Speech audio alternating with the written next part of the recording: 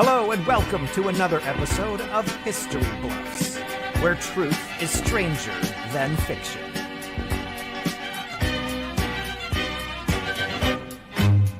I want to welcome to the show your host, it's Gina. Hi, everybody. From Orlando, Florida. Today's episode is our hat edition. No, hat is not the topic. We just all decided to wear hats, except for Darren's are in the shape of a headphone. So we're going to actually, hi, and this is Adam the Tech. Adam the Tech, your hat is your hair. That's right, and my cans for doing tech stuff. You call those cans? It's an in the biz term. Is it really? In my biz, these are the cans. Oh, Adam. See, I got my can crowd right there. That's why they call them cans. This is your show. Goodbye. Hey, thanks, Adam the Tech. And it is my show tonight. And just so that you know, I know that joke was tasteless, but tonight's show is actually full of taste because we're going to be using that as our topic. So I'm going to introduce three people who are going to be our panelists today. And I'm going to bring them all out here at once. It's going to be Carlos, Chris, and Darren. Everybody say hi. Hi. Oh, Darren, you did put on a hat. I'm going to start from top to bottom. Chris, what's going on? I like your hat, man. Thank you very much. How are you? I like your hat. Good, thank you. Mine's a detective hat because I am the detective figuring out whether you all are bluffing. And yours is? Mine is just a chill hat because I am just relaxed and chilled this week. Oh, I love it. I feel like I could see you wearing that all in Scotland. Yes, I would wear this hat in Scotland, and I have actually worn this hat in Scotland. Oh, for those of you who can't see it, it's a little cute little European Scottish looking hat with somebody's tartan on it. It looks like that's awesome.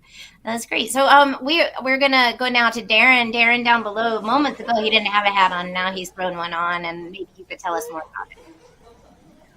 Oh, I should turn my microphone on. Hello. Oh, look at that. It's amateur hour. I know, my microphone was off. This is a pith helmet, which was actually it's like a real motorcycle helmet. Oh, I just thought it was to protect you from funny puns. From pith. Oh, good. Yeah. The pithy I just one. put it on because you said I wasn't wearing a hat. Oh, you can take it off, though, if it doesn't really go with your story or go with your thing. And then Carlos, the smoothest of them all, has the backwards Kanga hat on. I mean, he's badass. So I can't top that. So you should talk to him. I'll talk to him. Carlos, you gotta turn your camera on. Don't try. What's that? As I turn your microphone. I didn't think you had your microphone. I can hear you now. Oh, yeah, I have my microphone. Yeah, so what job do you need your cans for? I was curious. Oh, my cans? I mean, just for my job as a female. Like, that's... Oh, okay. All right. Oh, Adam, no. Adam, no. Roxanne! Yeah, nice save, Adam. Yeah. Nice. All right. So tonight we know that the topic is taste, whether we have it or not. And these are my taste buds. We're going to be telling you a story tonight about inspired by taste and all things taste, whatever that means to them. I'm going to tell you a couple rules. We'll get started on the stories, and then you play along from your seat at home. Basically, what we're going to do tonight, we have three people. They're going to tell you three different stories, each of which is inspired by the word or the topic of taste. Now, this is where you have to suss out whether the people are bluffing or whether people are telling the truth, because sometimes in this show, truth is stranger than fiction. So the topic is inspired by taste. The true stories are all completely true. Their facts have to be factual or they cannot say them. The bluff, however, can use a few facts here and there to sort of bookend their story, but the actual premise of the story must be completely false. If you are playing at home, we love for you to just kind of play along, chime in if you want to, but do us a favor and don't look anything up on Google, or if you do, don't reveal what you find. Figure out who is actually bluffing for this particular show. So one person will be bluffing, the other two will be telling the truth. We're going to get right into the stories right now. So we're going to actually go in this order. We're going to have Carlos begin the round. So we have 3 rounds tonight. All of the rounds are going to consecutively get a little bit shorter in the amount of time that you have to tell your story. But Carlos, you're going to come to the center screen, and then your round is literally going to begin as soon as you hear the bomb. But we have to, have to fully introduce the round, though. Oh, I think that would be fun. Yes, you know why? That'd be Because it's the best part of the show. It's the best part of the show. It Round is. one consists of Awesome. 75 Round seconds. 75 seconds on the clock is round. Noah, I'm so satisfied. Carlos, now. Oh, there we go. Now. Guided All right. So I'm going to tell you a little story. You know, you say taste. I'm thinking taste tester, specifically U.S. government sanctioned taste testing, beginning back in the late 1920s and the 30s. Let's talk about Lucy Alexander. She had a pretty odd job, everybody. She wasn't working for the IRS. She wasn't working for the Federal Bureau of Investigation or whatever it was called. Her title was Chief Poultry Cook for the Bureau of Home Economics. That's right. Before it was the class that everyone thought was an easy A, it was a damn bureau. It mandated by the United States government, mandated by a 1912 act and made into fruition its own bureau by 1926, okay? A division of the United States Department of Agriculture. Lucy Alexander, was a veteran of the government taste testing landscape, and throughout the 20s and 30s, she ate thousands of pieces of meat from various breeds as part of a program to bring overlooked agricultural goods into the American diet. Maybe the hind legs of more than 2,300 lambs went through her mouth. She had baby lamb in her mouth. I guess a lamb is a baby something. It's already a baby. But my point is, gross. That's disgusting. Hey, Carlos. Yeah. Just say what when I ask you this question. For me, you want to know what a mandate is? Who? What? You're supposed to say what? Let's try it Okay. again. For All me, right. you know what a mandate is? What? Thank you. It's what I get using my cans. There Aren't you go. married? I know, tomato. So, Chris, what do you think about Carlos's story about the mandated chief poultry cook for the Bureau of Home Economics? Well, right out of the gate, he's throwing some really detailed facts at us with specific dates and department names and a lot of rich detail. And that could be too obvious. So I am right now waiting to hear more information, and I'd like to hear some other details and what Darren's story is going to be before I make a comment on whether or not I think one of them is bluffing. Okay, are you saying, though, in that comment, Way alone, too many specific details. Way too many specific details. are you saying in that in your comment that you are not the bluffer? Of course. Oh, okay. Well, I mean, that's what you're supposed to say. Yeah, doth protest too little. Yeah, doth protest. Of course. Okay, Darren, what are your thoughts on Carlos, please? My thoughts, Gina, are nice tomatoes, by the way. Thank you very much. I earn a couple of them every show. Yeah.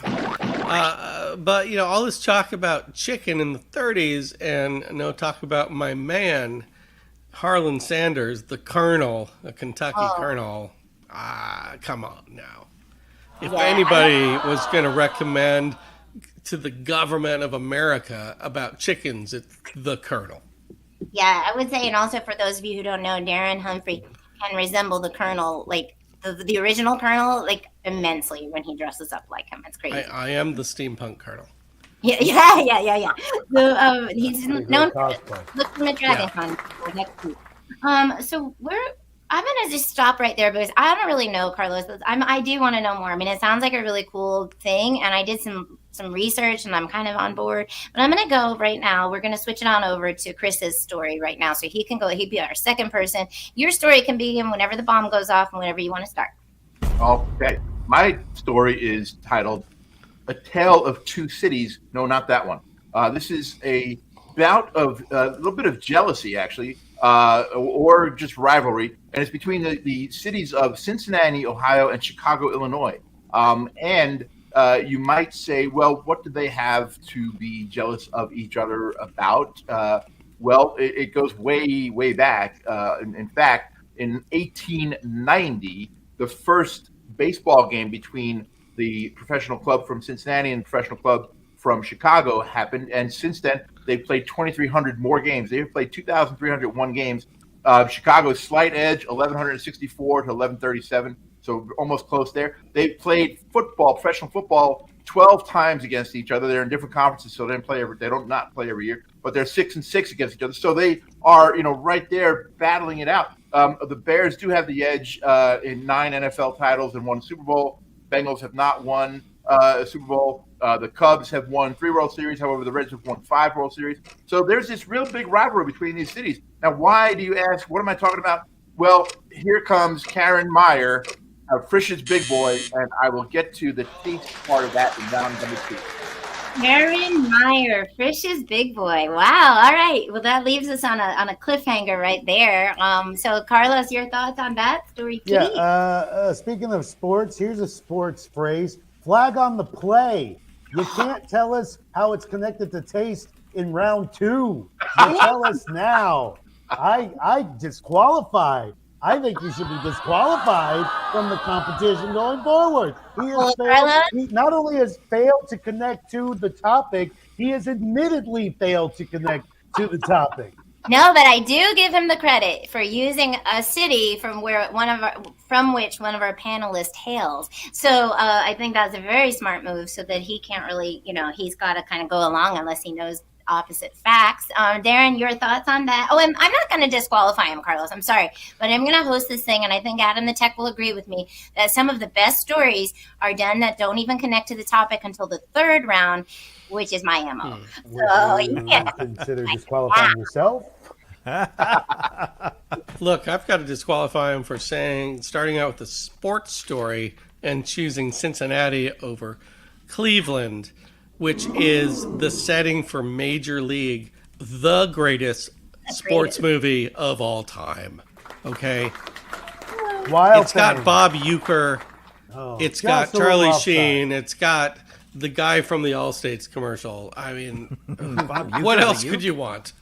Yeah. Well, right now, don't they have some guy who was also a sexual assaulter as their quarterback or something? Enough about Charlie Sheen, okay? Okay.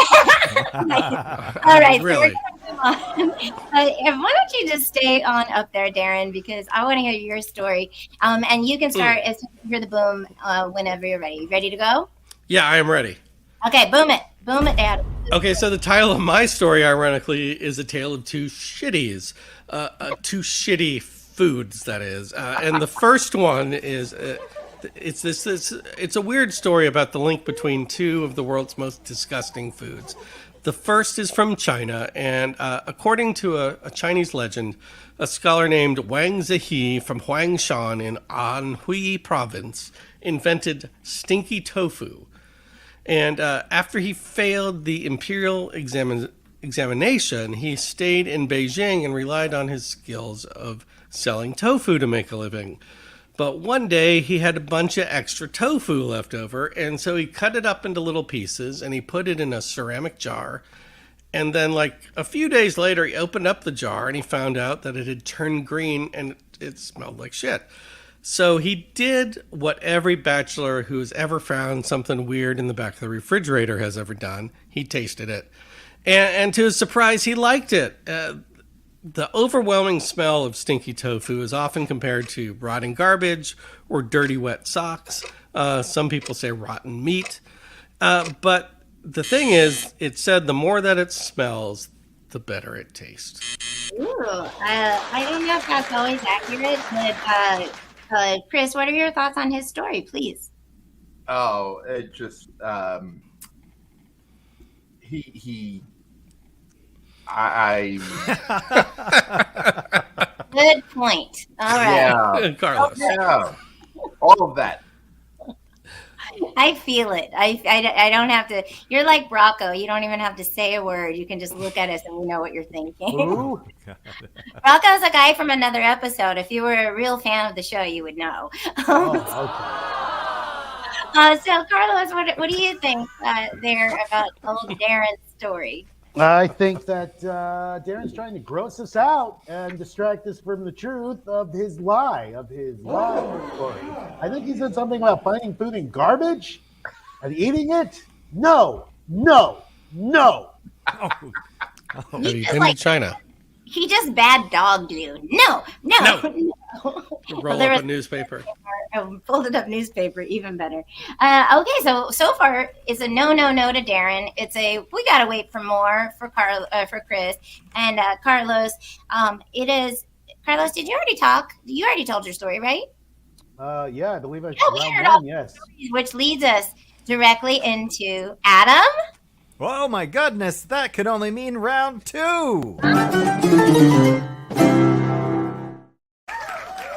right, so round 2 means that the rounds get slightly shorter, so they have a little bit less time to tell their story.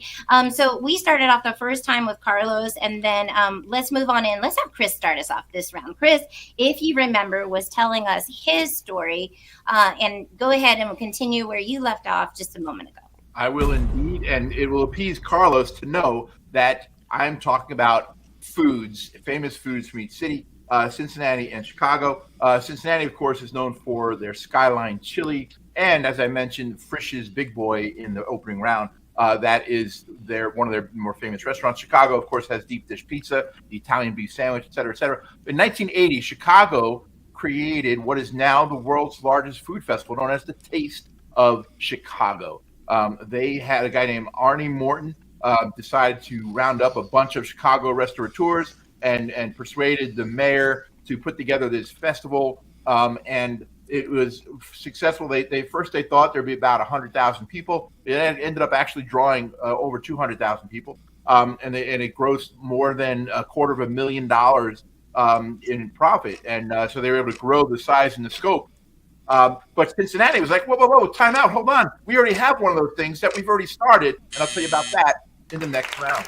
Hey, Cincinnati stepping up to the plate. How about that? Okay, Carlos, you're making faces over there. What, like you just ate something bad. What's going on? I'm getting tired of these cliffhangers here. Just tell the story of how Cincinnati and Chicago are associated taste-wise. Okay, we could have started with this if he told his story right from the beginning.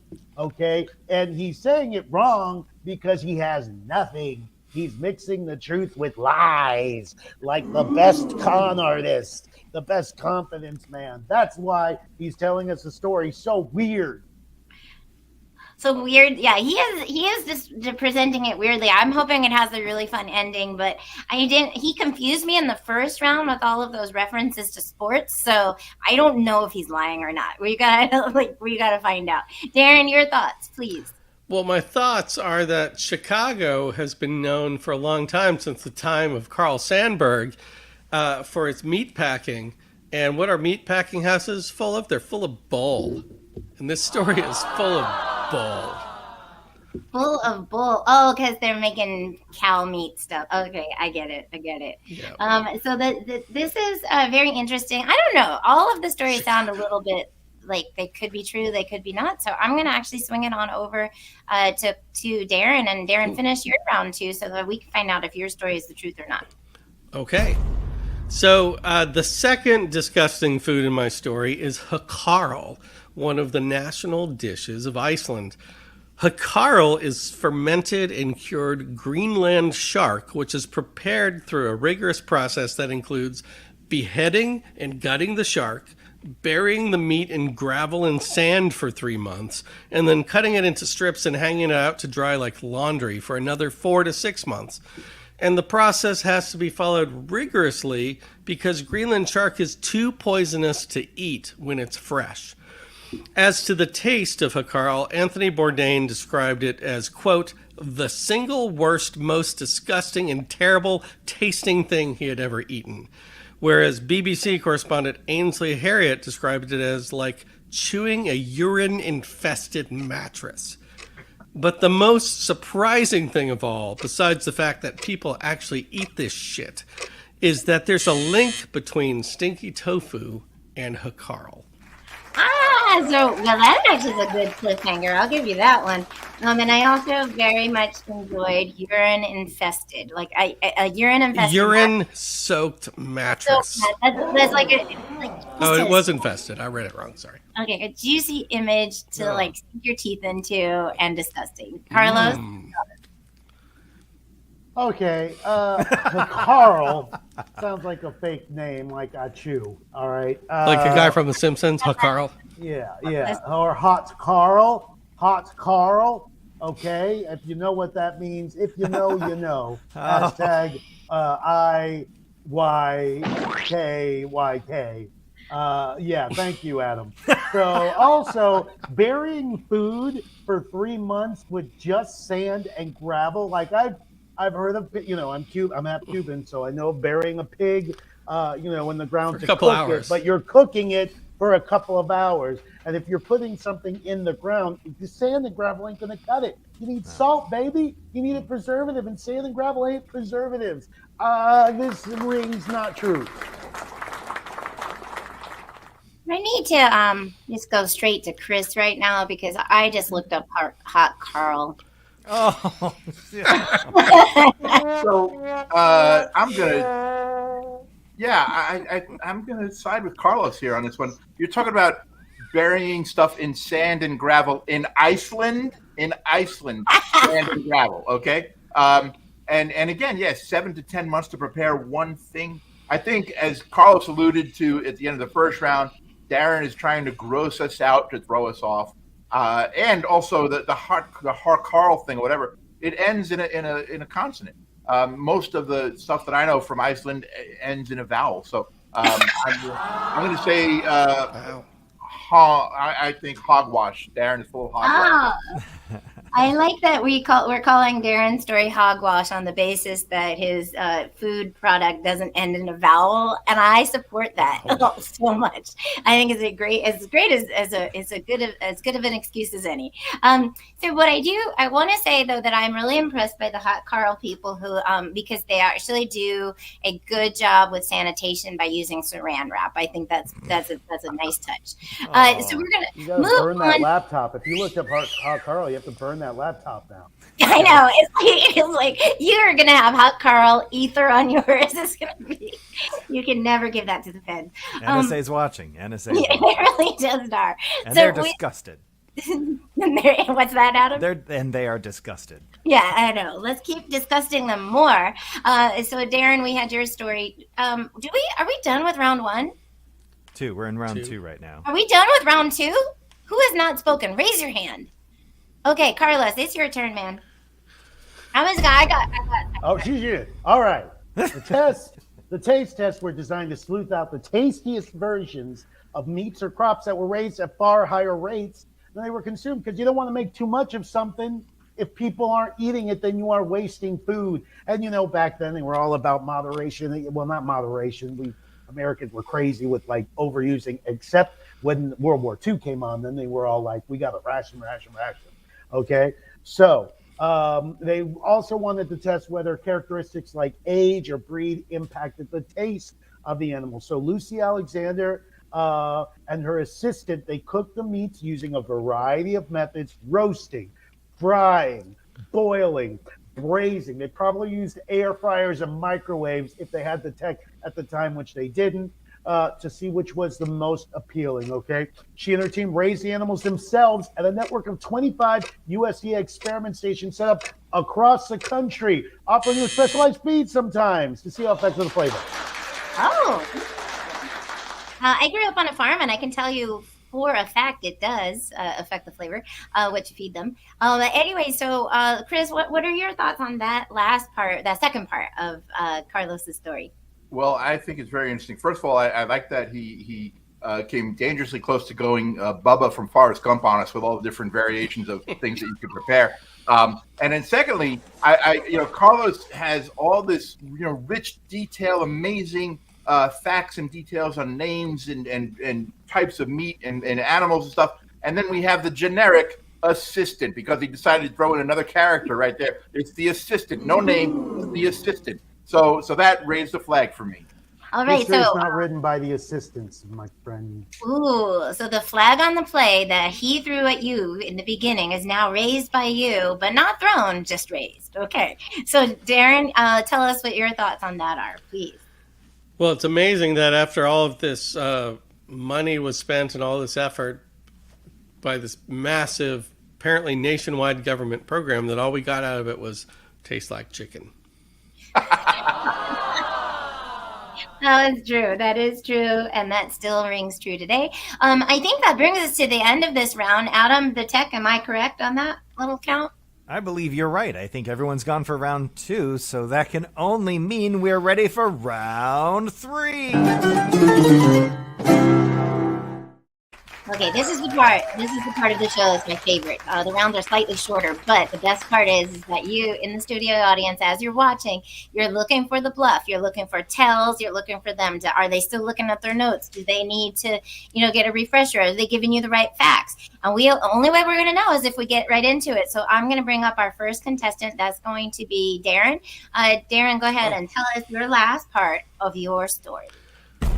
Okay, so you're asking yourself, what is the link between stinky tofu from China and Hakarl from Iceland? And so first we have to look back to the 1950s when Scottish chemist Macfarlane Smith accidentally synthesized denatonium benzoate, which is now sold under the brand name Bitrix. And Bitrix is the most bitter tasting compound in the world. Today it's added to things like detergent and antifreeze to keep children and cats and dogs from eating them. But the final link was actually made in 1985 when a study was made that chemically analyzed hundreds of traditional preserved foods, and the common denominator between Hakarl and stinky tofu turned out to be high levels of naturally occurring denatonium benzoate. Did you know that our bitter taste receptor is there so that we don't eat poison? So that's really interesting that they ate moldy food and all of that. Chris, what do you think about his last leg of his story? I'm bitter about it. He mentioned he threw out. We talk about China, Iceland, Greenland. He brought in Scotland. He threw out all these things, these disgusting, gross visuals and tastes. But at the end, he never really said anything. He did a Seinfeld on us. He did an entire episode about nothing. He's a Seinfeld on us. That's also how I feel when I watch the Food Network. They're describing all this shit, and I'm like, could be good, could be awful. Who cares? Carlos, what are your thoughts? He just said that something in food has the last part. It's called utonium.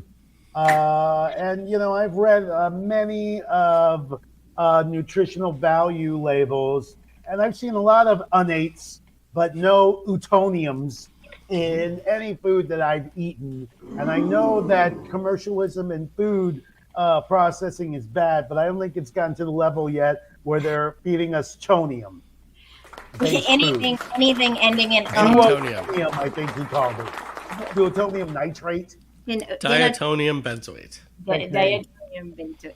I mean, either way, none of that sounds delightful. So I think that's fun because we got to learn a little bit more about Darren's story. And now I think we should move on to Carlos so that we can hear the rest of his story and you can decide if he's bluffing. Whenever you want to start, but more or less when you hear the. Okay. All right. So, we come to the end, like the taste testers aren't being used now, really. The Bureau really no longer exists. It lost its funding in 1962. Lucy Alexander, she was a bigwig there, but, as many good things, they must come to an end. Okay. But even though the Bureau is no longer in effect and taste testing is a significant part of federal work, the use of tax money for taste tests is still a regular facet of American life. Many local governments continue to organize tests of school lunches, part of larger effort to engineer new meals out of surplus and get rid of the extra agricultural products. And that partnership between trade groups and the federal government's remained unbroken ever since. Got Milk campaign. I think what happened, I did a little research about taste beforehand, and there are only 500 what they call flavorists in the world who work for private companies to do just what you're saying they do. So that's interesting. I don't know. You could be true, but you could also be stealing from that. So, Chris, what are your thoughts? Well, I thought it was interesting that at the very end he brought up the Got Milk campaign because on milk cartons they usually they put like missing children, and I think what's missing in Carl's story is the substance.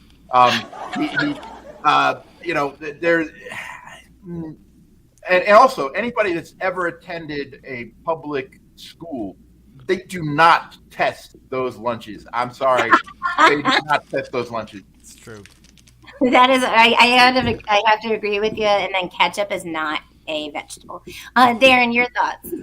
I have to agree with Chris. I was going to say the same thing. Nobody who has eaten a school lunch has any belief that any research was performed in the creation of that meal. Agreed. Okay, so we'll come back for your final vote in just a second, but it sounds like you both are poking holes in Carlos' story pretty hard. So I think we're going to go to our last and final panelist in our last and final round. Chris, I would like to hear the end of your story, and you can start as soon as you hear the boom. Okay, so we have the Taste of Chicago created in 1980, and Cincinnati, with long rival in their mind to Chicago, was like, whoa, time out, Chief. We actually had a festival, the same thing called Taste of Cincinnati, that we started a year before in 1979. And Karen Meyer, who I mentioned in round number one, she was the vice president of marketing for Frisch's. They just got incensed because Chicago's trying to rain on their parade. And they expanded their thing. Their festival included more restaurants, pumped up the budget. But Chicago, the bigger city, drew more and more money at theirs. The coup de Fagua for Karen Meyer came in 1997, when the Taste of Cincinnati was actually selected from more than 40,000 special events as the best food event of the year in the U.S. So, Chicago, Chicago. I mean, they could have easily just changed the name of their festival at the beginning and saved a lot of money, but that was also good. So that was great. Carlos, you're making a face. What's that face mean? I mean, he's saying, Chicago, but I've never heard of Taste of Cincinnati, and I've heard of they won't shut up about Taste of Chicago. Also, he just throws out, this lady, vice president of marketing of Frisch's, like we're supposed to know what that means. What is that? I don't know. He didn't say. He had a lot of time to say, but in his first round, he wasted it. He squandered that time to set up his cliffhangers, and now we don't know what Frisch's is because he made it up. 79, 97, made up years. We are made up years, and I have to go to Chris right now because he raised his hand, one finger, then two, then three, then he started waving four fingers at a time. So he has to talk. I simply am going to say to Carlos, please go back and watch the tape, because at the end of round one, I did say Karen Meyer, the vice president of marketing at Frisch's Big Boy, the restaurant chain based in Cincinnati that's all over the U.S. So I did say what it was. He might have missed that. What? It doesn't count. What? After the gong, it doesn't count. Right. That's true. Stop listening after the gong. Fair. All right. So, Darren, your thoughts, please. I mean, come on, really, Karen? She's a Karen? Is that what you're saying? That like this whole thing is because Cincinnati is kind of like run by Karens, so they're getting their name out there because they're just they won't shut up, and they keep emailing and filling out forms because they're a bunch of Karens. Is that what you're saying? It is true that the campaign only was really focused on having your coffee in the morning and drinking wine at night. It was very, very specific to the Karens. Yeah. So now, this is the best part of the show. This is the best part of the show because now you have heard all three rounds of all three stories. And your job as the studio audience is to chime in the chat on the side and let us know who you think is lying, who you think is, I should say bluffing, because the show is called History Bluffs, and you're trying to find the bluffer. You're trying to find the people who are not bluffing, the people who are telling their story factually and true. So I would like to just go one more time through the cast and just kind of tell us your last thoughts, who you think is bluffing, and why your story is not a bluff. Darren, your thoughts. I mean, come on, Chris. Your whole story is based on the fact that some Karen made a big deal, and then the media was like, "All right, fine, Cincinnati's the best. Just shut up already." Ooh, so you're saying that Chris is the bluffer. All right, so Carlos, I would like to go and get your final thoughts. You know what? Chris is so proud of saying that bit of information in the last second of his story that it strains belief. So, and you know what? Meanwhile, Darren is mentioning chemicals that I'm pretty sure are part of the Powerpuff Girls. The only thing he didn't say is bobany, ammonium, amalgamate, and chemical X. So I think it's Darren. I think he's the bluffer. With Okay, Buttercup. tofu. Oh, Oh boy! Are I hit you a saying nerve. I hit a nerve, everybody. Yes. Oh. are you saying Darren's Mojo Jojo? Yeah. Mojo Jojo. Mojo Jojo. Mojo bluffer. Mojo Bluffer. All right, so we have not heard our final word from Chris. So we have 1 vote for Darren, 1 vote for Chris. Chris, your thoughts? Well, I was completely grossed out by the first 2 rounds of Darren that I kind of stopped listening to him in the 3rd round. So, and I really think that Carlos had incredible detail right out of the gate, and then a lack of detail at the end of the story because he just ran out of steam as he was making this up on the fly. I'm going to say that Carlos is our bluff tonight. Jason, Carlos ran out of mojo. Yeah, he ran out of Mojo Jojo. Mojo. So we're saying that everybody has a vote right now. So like honestly, nobody, at least as far as you all are concerned, has actually won the game because somebody didn't actually bluff. Who is bluffing? Wait, right? You know what I mean? So what we're gonna do right now, though. One of us is right, or all of us are wrong, which makes the bluffer right. Yeah, that. But I'm going to turn it over. You know, the only person in this whole entire show who actually knows who the bluffer is, that would be Adam the Tech. And so I'm going to pop out of the screen, turn it over to Adam, and he's going to reveal tonight who the actual bluffer is. And those in the studio audience, you can still keep guessing until he tells you. I'll see you soon. That's right, Jada. I've got the controls here, so I'm going to put our historians in the circles of doom and ask our audience tonight. Was the bluffer Chris with his story of 2 cities? Or was it Carlos with his taste testing? Or it could have been Darren with his stinky tofu? I and I alone know, and I'm going to reveal who the bluffer was.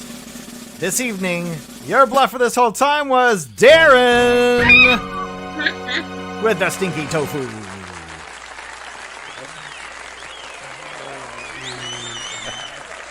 Good job, Darren, bluffing them out. That was great. Well done, sir. Well done. Darren travels a lot, so I felt like his could have been the only one that was true. So I was tricked on that. Very tricked. All right. Well, Darren, what made you think of that idea for your story? That was great because you got us. Well, there is a kernel of truth in there. Stinky tofu and Hakarl are both real, but Bitrix, which is the most bitter substance in the world, is not a component of why they taste so gross. Oh, but those things really do taste gross in real life. Like they really exist. Yeah, one of the chemicals in Hakarl specifically is described as tasting intensely like feces. Okay. How would somebody know that? Science. I'm fascinated with what I am. All right, guys. Well, thanks so much for coming into the show. You guys have been my taste buds for the night. I love it so much. We are here every single week at 7:30. Find us on YouTube, podcasts all across. And comment, tell us what you think. And tonight, I would like to say thanks to Adam the Tech for all the stuff in the background. And to all of our taste buds tonight, Chris, Darren, and Carlos. And I'm Gina. You all have a great night. Have a great History Club. Bye. All right. Thank you for tuning in. We will see you next time on History.